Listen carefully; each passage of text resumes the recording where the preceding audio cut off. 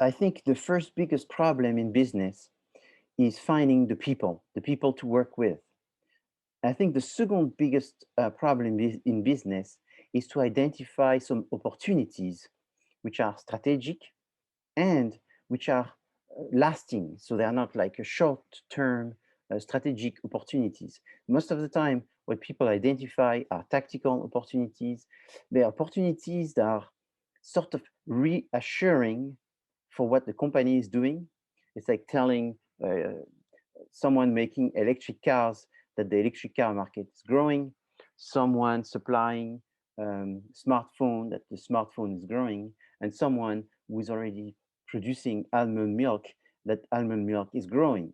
These are opportunities, they are interesting to hear about, but they are not very useful in the sense that they don't help generate new innovation and future growth of the company. Is you need to identify something that is different, a different problem that people are facing now that you can take advantage of in developing some new solutions for these problems. So hearing about the, the past problem and that it's going to keep going into the future, it's good. But if you're already satisfying this, solving this problem, you just know that you're going to have a few more years to probably continue satisfying this problem, but it's not sufficient. So identifying these opportunities are very difficult. So I think that's so probably the second most difficult thing in business.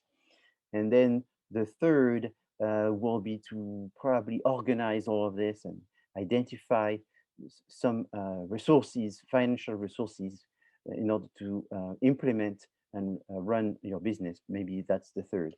Anyway, so let me give you an example, which could be a very good example for your own project.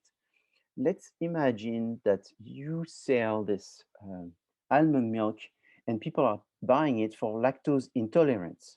So lactose intolerance goes to becomes a problem for anyone, being man or woman, old and young, rich or poor, educated, uneducated, from different cultures, from different ethnicities. It's not specific to an ethnicity or to a social class or anything. So one can imagine that this lactose intolerance is also true within Latinos, Hispanics. But then Latinos and Hispanics have different food consumption and drink consumptions because of their culture. And I don't know the answer to this because I'm not knowledgeable enough on the consumption of milk within the Hispanics. I just don't know. But I suspect that there's a difference between Hispanics and the other cultures. I suspect that there's a different success of almond milk within the Hispanic culture. In fact, almond milk may already be a product that is more accepted within the Hispanic culture, but maybe not.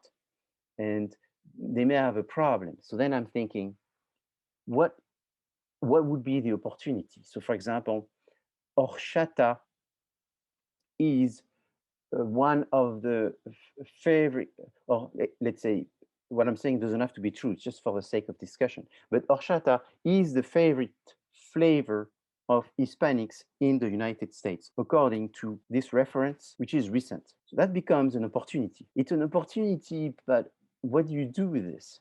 So you could say that you're going to develop a flavored almond milk with horchata flavor for the sake of penetrating inside, better inside the Hispanic market.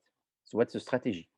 New product development, horchata flavor, um, almond milk. It's not a huge new product development. It's not a complete. It's a small new product development, so that's good. And it's a market penetration because you're already selling to Hispanics, but you're using a modification of your product in order to better penetrate in this market. So that's an example. If someone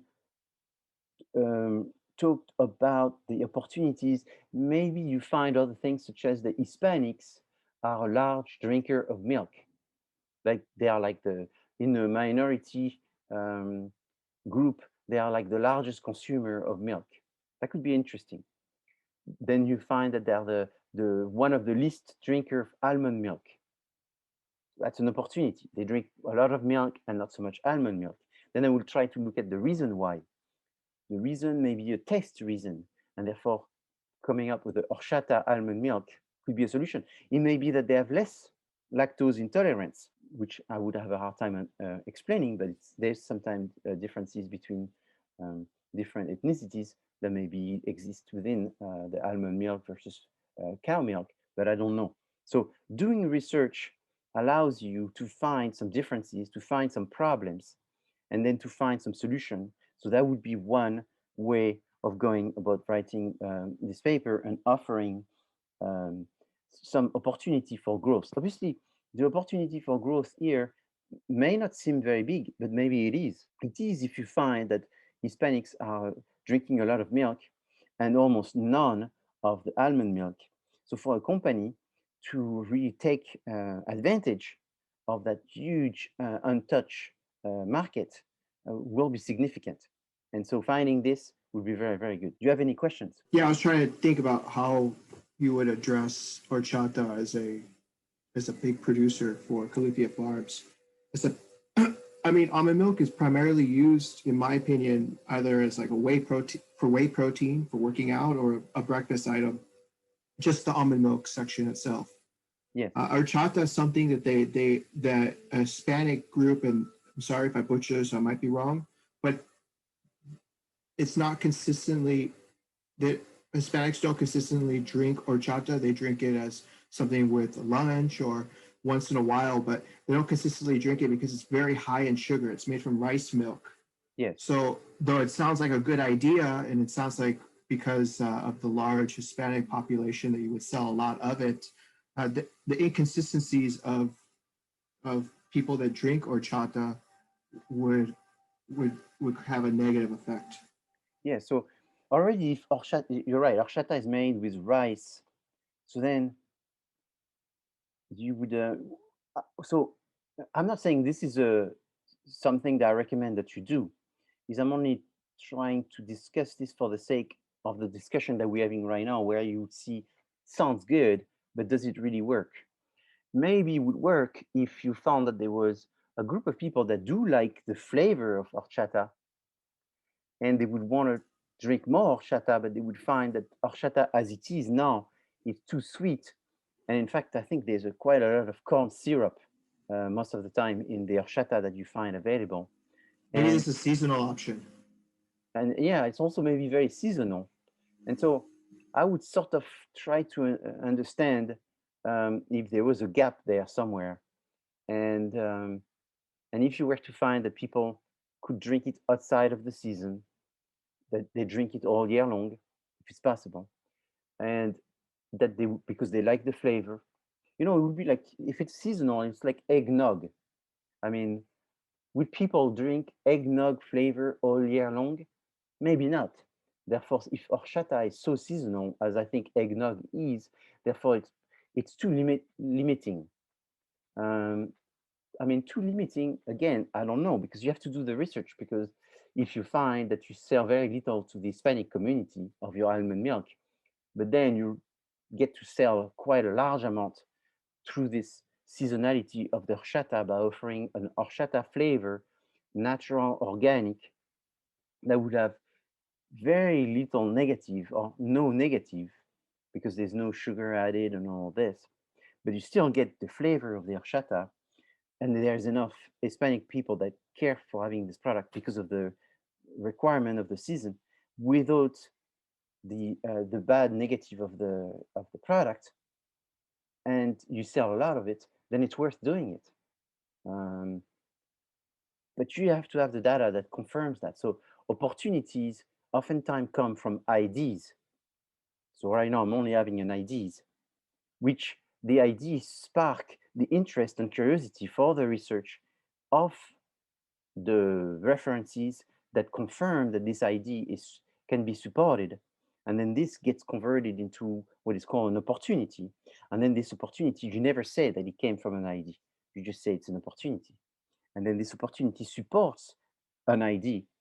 And then the ID is worth something because it has been supported. So the process is oftentimes ID, research, research supported, supported is therefore becomes an opportunity, and then the opportunity is what you present publicly. And then from this opportunity that you presented publicly comes an ID, and this ID is therefore supported by the opportunity that you just mentioned. Okay, so this is why it's important that you do talk to one another in your team and come up with IDs. Then you do talk to some other customers without doing a questionnaire. Questionnaire takes too much time. You don't have the time to do a questionnaire. Even if you started in January, it's a lot of work. So, 2 weeks before, it's not a good idea to do a questionnaire. So what do? Just ask some people. Ask some people that will tell you what their opinion, and these opinions and these discussions come some ideas. And then these ideas sparks the research of the supporting evidence that sort of confirm these ideas, and there you have. So it's an intellectual process which is always the same, but all this behind it is that you don't run a business based on ideas and hope for the best.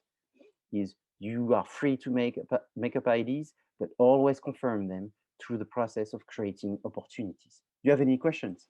Professor? Yes. I had a question. What do you want to see in the appendix besides the what are you looking for in the appendix on the report? So what I look for in the appendix is the tables and graphs that you could not put in the paper, because if you have 10 pages, you will see that it's very short to write your proposal. Therefore, you use the appendix as the overflow of the things that you want to put in the paper, number one. That overflow could be made by the fact that you've wrote a SWOT that in itself was already 10 pages or almost 10 pages. So what you do is you make your 10 pages SWOT goes inside the appendix, and then you create a 3 pages, 4 pages SWOT, which is a summary of your long version that you put in the paper. That way you can sort of respect the overall quantity expected for each one of the section, which are represented by the samples. You'll see the samples have overall the same amount for each section. And so you don't want to say, oh, I've wrote such a long SWOT that I'm not going to have more than 1 or 2 strategies because I have such a long SWOT.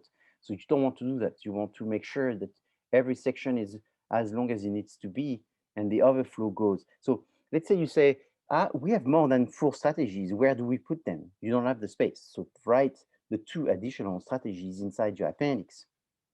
What oftentimes happens for the good team is that because there's 5 or 6 people involved, and since you have 5 and 6 people, and everybody's working equitably, you end up with more than 4 strategies. You end up with 6 because each member has thought of a strategy. For that reason, you don't get rid of the 2 strategies, 4 plus 2, 6, and write only 2, because I recommend that there be 2 or more strategies. Okay. You use the overflow. Then you may have set down a little interview with 1 or 2 or 3 persons, and then you want to write the questions of the interview inside this appendix.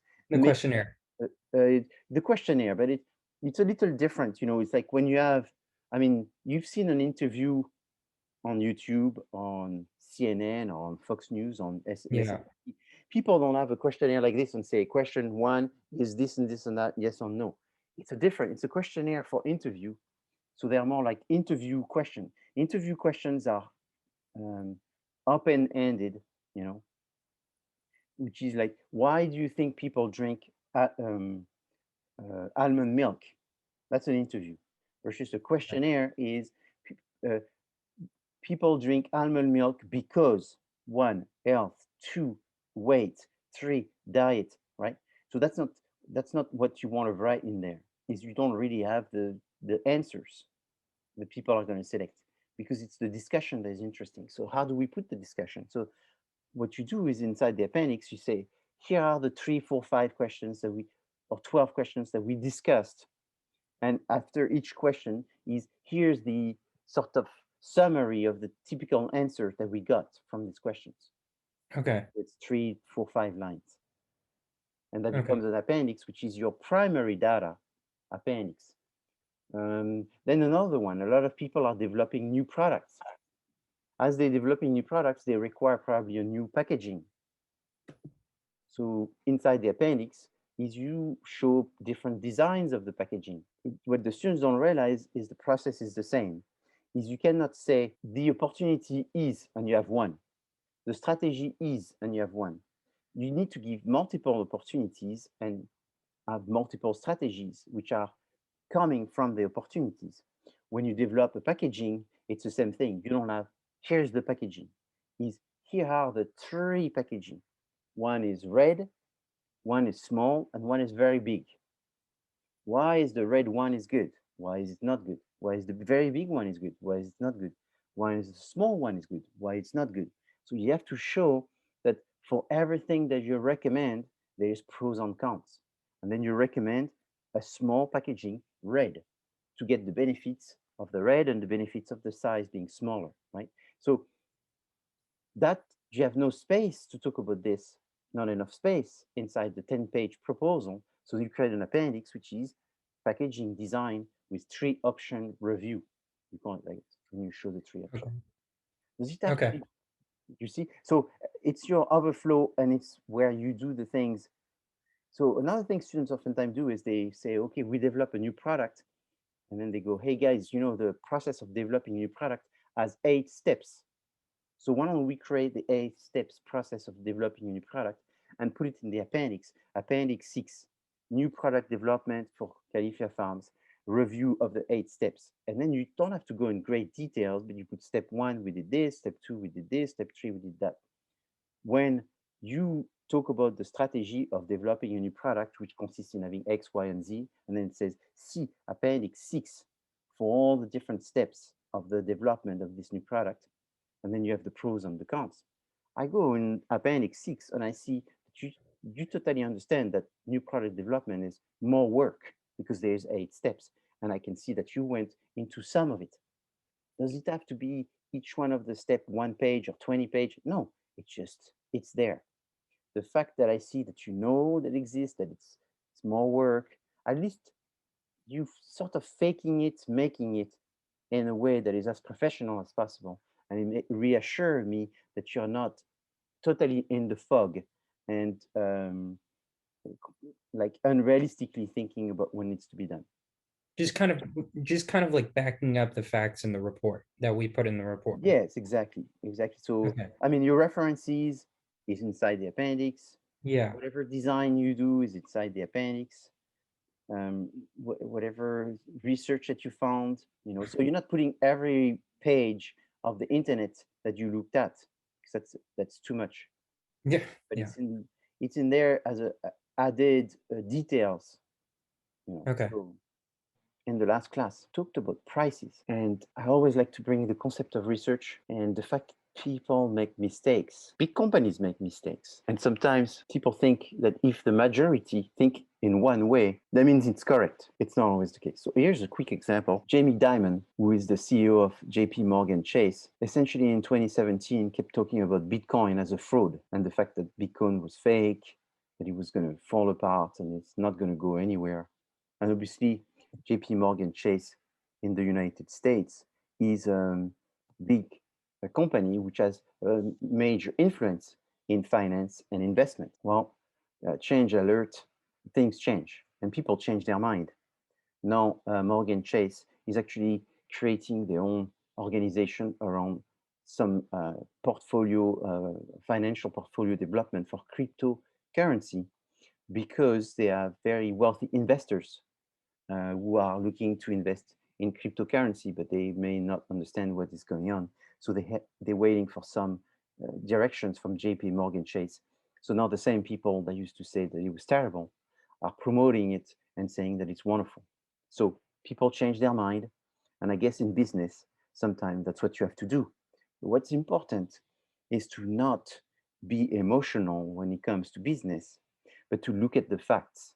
The facts are much better, and the facts are the only thing that you should follow when you are in business, because business is about making money, business is about minimizing risks. So it is very important. To me, what's very important, and I try to tell my students that, is that you need to understand the simple concept of statistics. A lot of things that we do and a lot of the life that we have are very much based on statistics. And if you believe in statistics, you're more likely to be understanding the world more than if you use any other type of philosophy, I think. I mean, religion maybe helps, but I think statistics is even more accurate. So statistics is, I mean, like the simple thing. I think about this, the number of people that ride a bicycle in against traffic, for example. So in the wrong direction. So I see this bicycle driving on the other side of the road, and then I read in the news of those bikers that died on their bike. And most of the time is also because they did something wrong, but everyone felt guilty of running into a bicycle when you have a car, which is explainable. But sometimes these people were going against traffic. I mean, what can you do? But more interesting is I find that these people don't understand statistics. So more strange is when you see someone with a mask trying to avoid the coronavirus, driving against traffic. To me, using a simple philosophy of statistics is if you're driving against traffic, you have a very, very, very high chance of getting into a big trouble. And therefore, I would recommend that before you wear a mask, you drive on the other side of the road where it's expected that you drive in this side. And even then, there is a statistics that you may get hurt. Everything that we do as a level of statistics, every investment that you do as a level of statistics, and therefore you have to look at things as objectively as possible. And this objectiveness comes from the fact of using facts or fiction. And facts are not only good, facts are only good, it's not sufficient. It's necessary, but not sufficient. What makes it higher quality is when you look at the sources of where these facts come from. So the sources is the genesis, then the facts delivered by the sources, and eventually the likelihood of the facts coming from the sources to be either beliefs versus research and the methods. So that's why we live in a world where essentially you have a group of people that sort of know what is going on because they follow the facts, they follow the statistics, they know where are the good sources. And you have another group of people that are just essentially being following the movement, following the trends. And so fascinating to me to look at Bitcoin because Bitcoin is this experiment of trends to look at what people do and how they get absorbed. So to complement that, and I leave it to you just to ponder on this, and I call it the fun fact. It's fun. It's fun for people that, like me, that essentially have this perception, the one I was telling you, because when you know that 95% of Bitcoins are actually controlled by 2.4% of people, that you know that something one day is going to happen, and it's just statistics. It's a fact, and it's very interesting to see how people have different emotions when it comes to Bitcoin, but they're not looking at the facts, and it's very difficult because there's obviously fake facts and there's fake sources. There's all kinds of things. It's very muddy, but I wanted to talk about that again to remind you that when you're looking for solutions to a company, you're looking at facts, which are problems, which are opportunities, but they need to be real and they need to be current and they need to be from sources that are sources that you can think are objective. And then you make your decisions. When it comes to your money, so if you're investing in Bitcoin, it comes from your money, people are usually more careful. And so that's the same care that I'm sort of asking you to have when you are doing your project for looking for real facts. So we already discussed pricing from the perspective of the pricing methods. Now, the pricing methods are based on the fact that as a company, you want to sell the highest price as possible, the seller, and as a buyer, you want to buy it as low as possible. So you wish that company didn't make any profit and that they were selling it at cost, but that's unrealistic. And then the company is also unrealistic because they wish they could sell it to the optimal value that they perceive their consumers are. But in fact, it's not possible to think this way either, because you have competitors, because there's changes of prices because of supply and demand, and so forth. So depending on your situation as a company, which means that if you're starting, it's different than if you've been established. If you're trying to gain market shares, or if you're trying to increase your sales, or if you just need to survive, it's also very different which methods you're going to use. So there's 4 methods. One is just based on the cost, trying to look at what are the costs and add some kind of markup. You're looking at a return on investment. So you're trying to see how much return on investment you want. And therefore, you have to analyze based on this amount of return of investment, how many products you're going to have to sell. And then the third is essentially doing research. So it can be first primary research, secondary research, looking at what are the value people are saying that this product is worth. If it's an innovation, it's a little bit more difficult. Therefore, you go straight to the consumers and you do some qualitative research to see what they perceive the price to be, or you can do some quantitative research.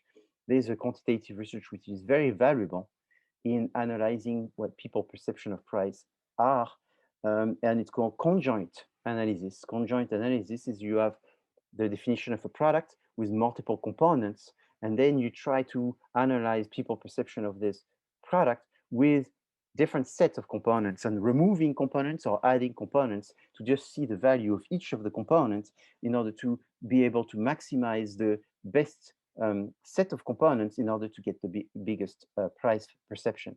And then the last one is competitor analysis of the prices, where you're looking at what are your prices and what are your competitors' pricing, what are their positioning and what is your positioning, and also maybe strategically how you want to be perceived in terms of quality. And if you are able to increase your prices, maybe you should.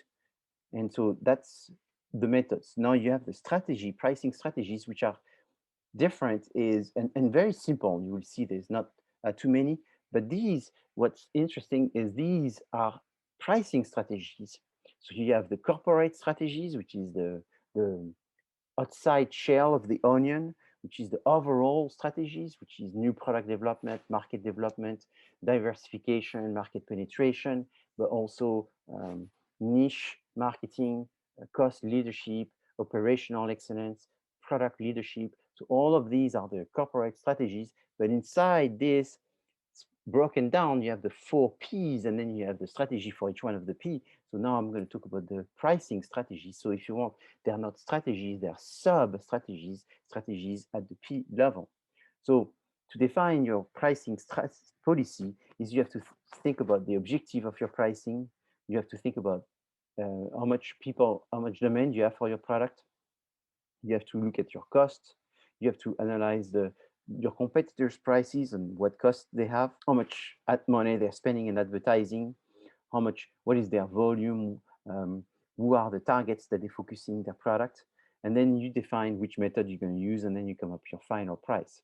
But also, you can think about strategically what product you're selling. So if you're selling a product which is perceived as an innovation, that you are in a position of leadership, that you're early in the process, and the innovation that you have offered the market are not yet equaled by your competitors, and therefore people can see that this is more exclusive, more unique, more rare, or more advanced technologically, you have the opportunity to decide to sell the price for a price which is higher.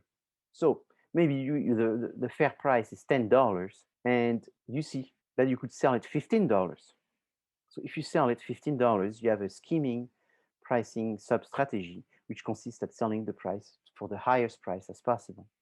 This strategy is short-term, and it's a strategy that does not focus on you selling a lot of products.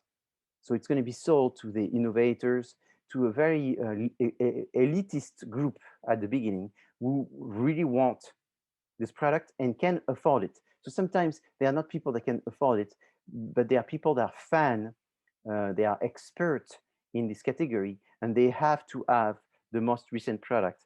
and they will not worry about spending so much more money. The opposite of that you can also do at the beginning when you have an innovative product is to do penetration pricing strategy. So penetration pricing strategy is the idea that you're going to have to think about a low margin.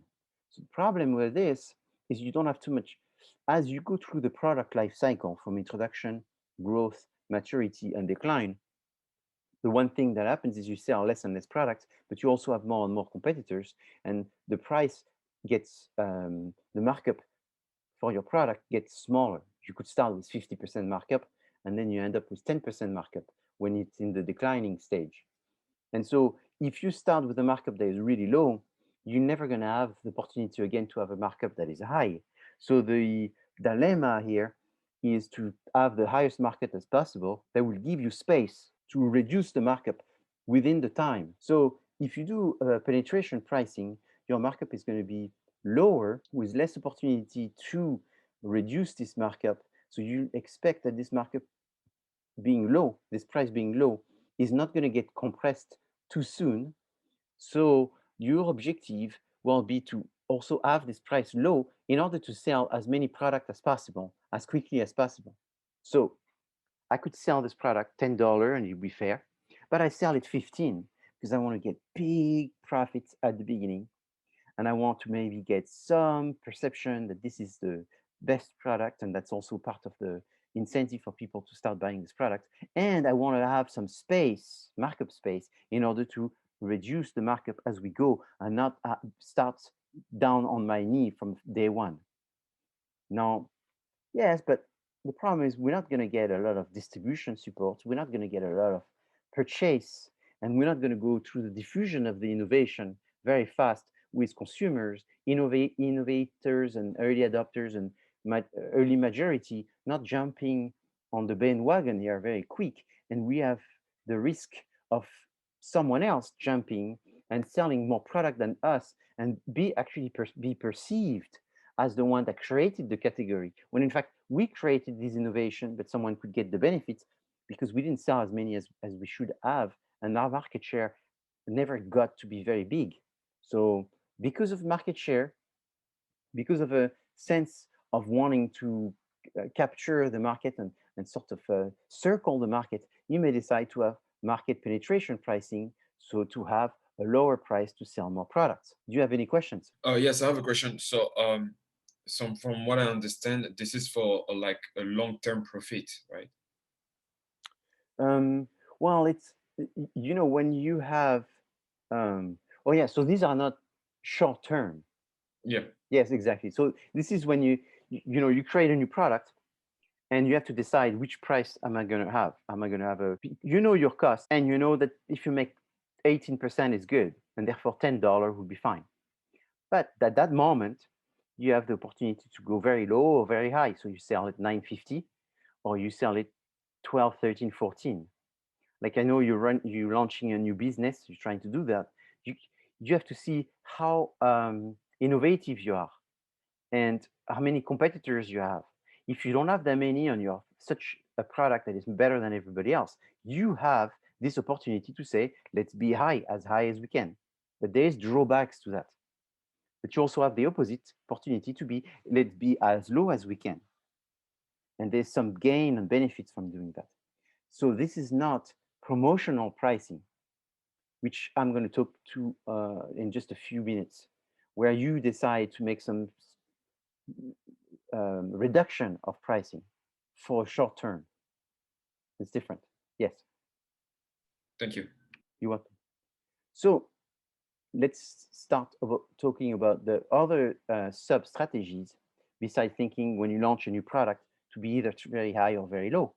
Is you can decide to say, we're going to make money using pricing, because you make money from selling products, but you also make money from the decision of which price strategy you use. Every P costs money. The product costs money. A product, that's an invoice. The promotion, that's an invoice. The distribution, that's an invoice. A pricing, that's not an invoice. But it's a decision that you make But if you make wrong, you make less money than you could have. A little bit, like I was talking about Bitcoin, is do you buy the Bitcoin when the price go up, or do you buy the Bitcoin when the price go down? Investment is all like this. So you have to decide what pricing you have and how you do it. So here, product mix strategy pricing is you decide to say, we're going to produce this um, horchata flavored almond milk. Nobody does it. We decided to do that. It's going to be for a specific time. I'm not sure when is the time, but let's say horchata is for the Christmas season, and therefore during the Christmas season we're going to have the horchata. Now, what we're going to do is we can have different prices depending on the liquid, the content. So for the 2 liter, so the big bottle, we're gonna make 18%. For the 1 liter, we're gonna make 25%. And for the small bottle, we're gonna make 30%. For the bottle that are certified organic, we're gonna make 50%. And all of this is based on, why not? But it can also be based on what the consumers are willing to spend. For larger quantities, they're purchased by families, and families are very sensitive to the price. So they look for the unit price. I mean, that's my argument right now. Versus the people that buy individual package tends to be not married, not have kids. And therefore, that's my argument again. They're not looking as so much at the price unit, and they don't drink as much, and therefore they are willing to spend more per the price unit. Now, the people that buy organic, they buy them and they are always know it's more expensive, and they're not looking to see if it's a lot more expensive or a little bit more expensive. They just know it's more expensive, so you take advantage of that expectation that it's going to be more expensive, so you may as well make 50%, and you'll see that most of the products are between 40 and 60%, so you just do 50. Yeah. And so that's the product line pricing, where you would have different features with a product that would be the basic product. And then with the different features, you actually make more money. So you sell a car, and then that car has options. Option of a nice radio, option of leather seats, option of all kinds of electronic things. And if you look at the price of this car, the standard car, you have a margin of 20%. Now, on the leather seat, you have a margin of 35%. So the leather seats, people are going to pay a lot more than they would if it was also 20% margin, but they don't realize that. So for you, selling leather seats is very important because it's a smaller amount of money, those leather seats, compared to the overall price of that car, but the margin is much higher. So you try to sell these accessories because your markup on accessories is much higher because they're part of the product line increase of the different products and the different features with the different products where you make more. Okay, sometimes it could be that this product, the standard one, looks exactly similar. It looks very much the same than the advanced one, but the advanced one is made in the USA versus the standard one, which essentially looks the same, but it doesn't taste the same, or it doesn't feel the same when you try it. Is made overseas in a much more mass produced with lower quality components. And this allows you, here is an example of a drum set where you would have the Tama drum set as the standard, which is not for professional, not for amateurs. It's maybe someone who's a beginner, and therefore they can get into the Tama brand, which is a quality brand, at a very low price, because this will be a Tama not made in, I'm not sure where Tama is made, but let's say if it's made in Italy, it's not made in Italy, but it's made in overseas, some other country. And versus the Tama, which is more expensive, more for amateurs. And this one will be made with different type of wood and also made this time in Italy. So product line pricing is this decision of having a variation of prices within the product line with different markup. In this product mix pricing, you also have optional products and captive products. So optional products is therefore the accessory that you would add to the main product. So I remember in personal situation that my son wanted to get a guitar. And so we went to this store and looked at all the different guitars that they have. And obviously there were some guitars at $69.99, and there were guitars at $6,000 and $10,000. So he's a beginner. We looked at a guitar that was decent. So then we started looking at $200, $300, $400. And then they had a special price for a guitar at $200 or $199. And it came, the guitar, it came with the bag, and it came with some strings, extra string, and a little piece of plastic to play the guitar. So obviously that was very good because it was all together. However, the guitar that was inside was not the best. It was actually a very standard guitar. So once I figured this out, I said, well, we're not buying just all of these things. Let's buy a much nicer guitar. And so we spent $300 for a good amateur guitar, beginning amateur guitar, but for someone that was just starting, so it was way above his level. But then, as we were walking outside of the store, we understood that it was sort of sad for a kid to have such a nice guitar and not have a cover. So then we looked for the cheapest cover, and the cover was $69.99. And so it's very likely that this cover that was $69.99 probably cost, $10 to be produced, and there was a huge markup on the cover, and they made probably more money selling covers or bags for guitar than they made from selling certain guitar.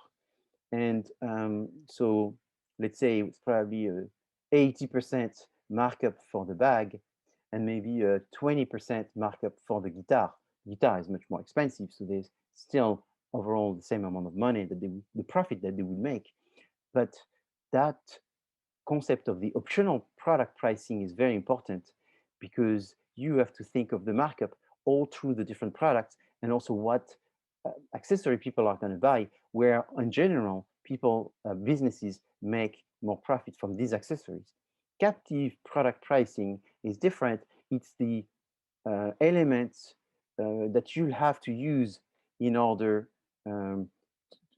to use the main product. So you buy a camera, and this camera has a body and has a lens. So if you buy the camera is $1,000. Now, if you buy the lens can be $200 or $4,000. We have different prices. Or you could buy the camera already with the lens that comes together, but that lens will be not a different kind of lens that is not available within the other one, but it will be a special lens to reduce the overall price. So optional product pricing should be applied, captive product pricing should be applied. If you use a perfect example for captive is printers.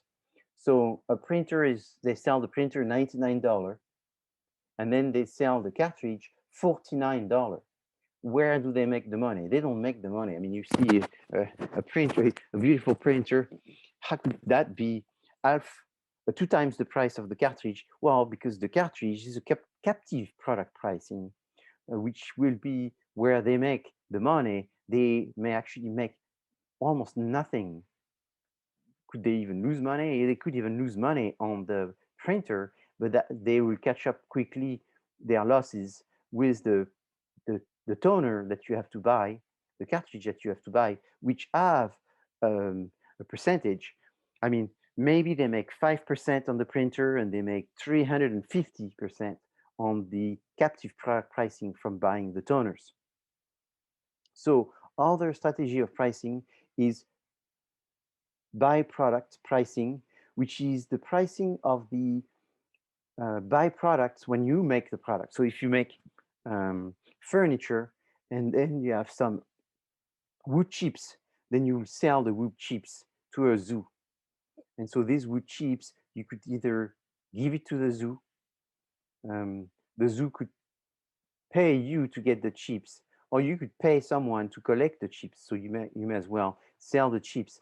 But what would be the price? So at the beginning, it's $1, and then the zoo comes and wants more, and then you get competitors, and then that's when suddenly this becomes a side business, and then there's a price which is more of a market price versus just a token price. Product bundling is something I just talked about already when I talk about the fact that you have sometimes some combination. So you buy toothpaste with the toothbrush. Toothbrush is $2, the toothpaste is $4, toothpaste and toothbrush $6. If you buy them together, suddenly it becomes $5. So you save because the addition of the price of each one of the item will be more than the price of the package. So if you buy season tickets, it's the same thing. If you buy 12 tickets season, it costs you much less per ticket than buying each one individual tickets. So product bundling is also very common for many different reasons. One is to sell more tickets overall, so you make less profit, but you sell more tickets, you sell more products. Two is to maybe reduce some inventory on things that you have too many. Three is maybe to get people to try something, so it's bundled together. It's like a new flavor toothpaste, and you have a hard time selling this flavor because people don't know. But now that it's such a good deal because it's the package price, people will buy it and eventually taste and experience this new product and maybe like it and buy it separately afterwards. And so all of these reasons, the reason why, the reason dictates what methods you're going to use, but also you need to understand the methods because that way you can maximize the amount of prices that you can push through the sales. When you have pricing, you also have to consider the fact that you're going to have discounts on allowances. So you adjust your prices based on some circumstances, such as if people pay cash, if people buy larger amounts, if people return some of the product, maybe because there is some kind of seasonality of the sales, or maybe it's during the week. Maybe they don't purchase as much on Tuesday, Wednesday, Thursday, and therefore you give special prices for these days using going to the theater or the cinema or restaurants or ordering something on those dates. If people go through a game or some kind of promotions for a short time, is they are able to get it for a lower price. Maybe if they belong to a club, they can get it for a lower price. Now, segmented pricing is the idea that segmented pricing is that there are different customers, and these different customers could get a different price depending on the customer themselves. So it's like if they are married, not married, if they have kids, if they are young, if they are older people, if they are students, all of this different status will generate different prices. The form of the product is if you buy it, you buy milk in a glass bottle versus you buy milk in a plastic bottle. So different containers will have different prices. The different location will be if you buy at the airport or if you buy in online versus if you buy in a fancy shopping center, there will be different prices. Again, as discussed before, it's a different time. So very interesting to see the price of a plane ticket depending on when you buy it. Also, like plane tickets are less expensive during the night to buy than during the day, and less expensive in the middle of the week versus on Saturday, for example. So there's all kinds of algorithm that they have and all kinds of offers that they give depending on the time, and not just the time, obviously who you are and when you fly, and if you have one stop, two stop, and all that, of course, but also just the moment, the minute of the day when you buy those tickets. So promotional pricing, there's many of them. Special event is a special moment, the cash rebate, the low interest, longer warranties, free merchandise, and discount. The one that you may not know so much is the first one in this list, which is loss leaders. What are loss leaders? What's this pricing technique? Isn't it when they know that the product that they're selling is going to be a loss, but it's going to draw you into their store so you'll buy other things that they'll make money on? That's correct. So they call them loss leaders because, like you're saying, is they want to sell it at a very low price in order for people to have an incentive to go to buy from that store and from that online store, from whatever. So it's to get traffic. So they tend to be products that are either very seasonal or products that people buy regularly and look for, and or buy in large quantities. And this loss leader is a reason to incentivize people to do business with that store. So like right now, the summer is coming, and they may want you to go to their store, and they're going to create things that have to do with what people like to buy before the summer, which is garden furniture, chairs or a barbecue. And so they're going to have a very good incentive for a quality branded barbecue at the store. But the thing is that they won't have that many. It's going to be one per store, two per store, and these, you know, you never see them because it's taken away. But the advantage is they are able to get a lot of people interested and looking at what that store is doing.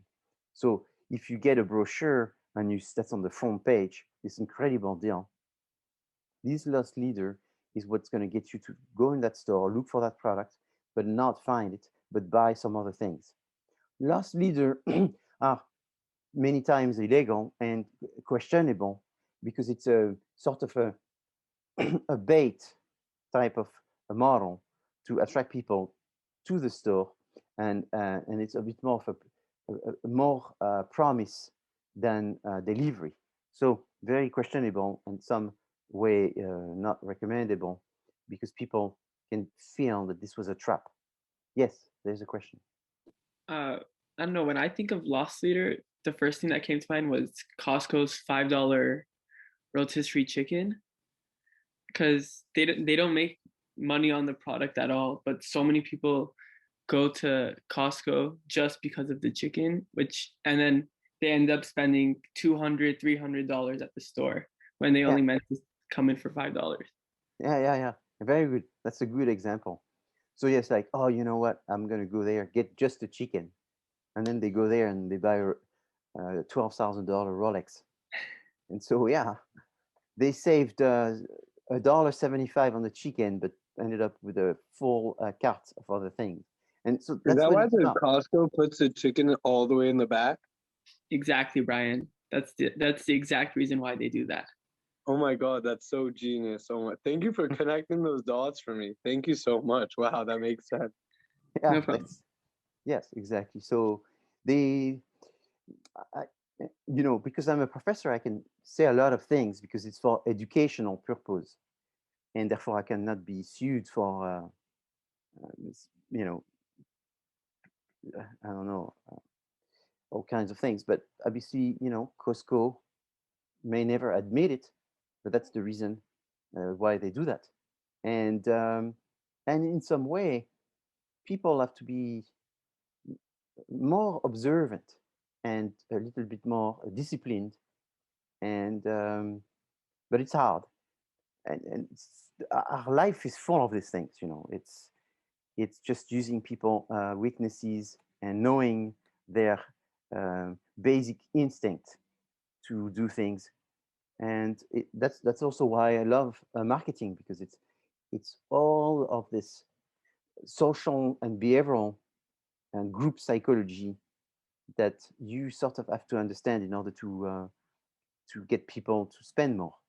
But at the end of the day, is they have the choices, and they have the choice to make decision one way or another. And so psychological pricing is another one where you want people to think it's less. So 19.99, nobody thinks it's 20, but it's 20. And so a price of 19.99 is considered pricing, psychological pricing, because people will see it much less than what it is. So this is what you have to do most of the time, but you have to be careful too, because the more you have this 99 thing, the more you depreciate a little bit the perception of the product. So if you go into I don't know, I just said the Rolex, for example, and you go inside this Rolex store and you see everything is 99. I mean, this watch is 35,922 and 99 cents. It's like, why 99 cents? If everything is like this, unconsciously, again, a lot of things are unconscious, you won't realize that, but it will be depreciating the value of all these products. So oftentimes, actually, what happens in those kind of stores is you will have a round number. It's 34,000. Or that's more common these days, is you will see that it's 34,888. And that situation is because the number 8 is perceived as infinity. For most culture, it's perceived as being a positive number. And in particular, for Asian culture, the number 8 is good luck. And so they will use the numbers psychologically for people to perceive something. So obviously, another psychological reason is also to cultivate the perception of quality. So you have like, this is the cost, this is the price that we want to sell it. Who's your customers? What would be the price that your customers will perceive this to be higher quality? What are the competitors' prices? So then you sort of find your space, your price space, where you will get the most perceived value, the most perceived quality in order to sell your product. So too frequently making promotional prices or changing your prices is going to make you look very unstable, and therefore people are going to be waiting for price change in order to make decisions, and therefore there's a little bit of a gambling when doing that, because people are going to be trained with your brand to look for reductions. Obviously, too much changing your price and giving too many promotions is also going to be destabilizing the reference price for your product. Is this product, is normally $50, but sometimes you see it at $29. In fact, mostly on the weekend, you see it at between 30 and 35. So then it's not $50 anymore. It keeps changing, and therefore people are confused. It can be used for very short term. So changing prices is very short term, or for a specific group of people. So there is a group of people that work with less margin, and they have high volume, and maybe they don't advertise as much. It's just inside the store or something like this, and therefore you can actually change your prices on that reduction. This happens to me when I sell to certain stores in Los Angeles, and everybody who sells in that store, the prices are much lower because everything is lower. The person that buys your product, the buyer for that store, asks for big discounts. He buys in larger volumes, and then when he sells, instead of having a 40% markup, like, or 30% markup, like most people will have, he has just a 10% markup. So he sells 10% less. You sell it to them for half of the markup. They buy more, and if you want to get some volume, and it's not going to affect you, because the people that go in that store, they know that, and they know it's just that store, then you do it. Prices are very political subject in business, and you have to be very careful, because by changing your price too often, people may think that you can change it even more, and therefore there's the expectation that you're greedy, and therefore you can do even more than what you've done, and in the long run, then it goes against you. So maybe there is a season that you do that as well, and therefore it's more expected that within that special time you do that. You could even have a policy that you never change your prices and you just give up on the opportunity of selling more during these times. But then you gain from the rest of the year, and the psychological headache of businesses constantly asking for special prices. So cannot be used permanently. The takeaway from this is that there are major pricing strategies: scheming, penetration, optional, captive, bundling, and so forth. There's an importance of psychological pricing. There are different adjustments that you have to do when you have making changes of your prices depending on who you're selling, where you're selling, when you're selling. And then when you initiate a price change, is you have to be very careful of the